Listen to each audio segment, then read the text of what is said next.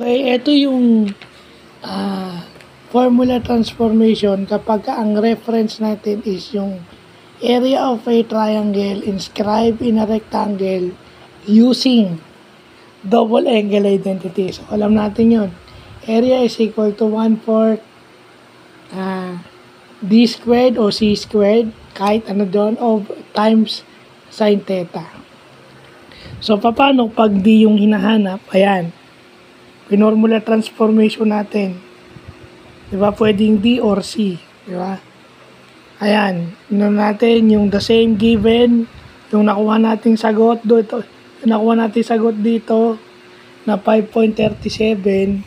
Ilalagay natin dito para makuha yon. Yun yung D squared. At kung syempre trigo yan, hindi mawawala yung sin value nito. Paano pag sin theta naman yung hinahanap? Kasi di ba yan 1/4 d squared sin 2 theta. Paano pag sin 2 theta o sin theta yung hinahanap? Ayan na rin siya. So, syempre, lumabas na sagot is, ayan, kunin mo yung arc sine. So, yun yung trigo. Pag may involved na arc sine, arc cosine, arc tangent, trigo yan. Eh since nagta-trigo tayo, kailangan kasama yan. Hindi pwedeng hindi.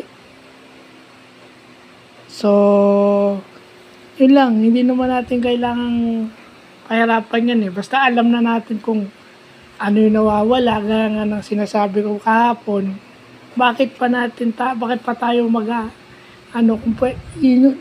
dito pinapasok ko lang yung natutunan ko kay Sir Randy Solis way back.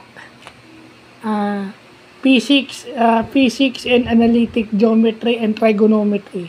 Yun physics, same teacher ko sa physics high school.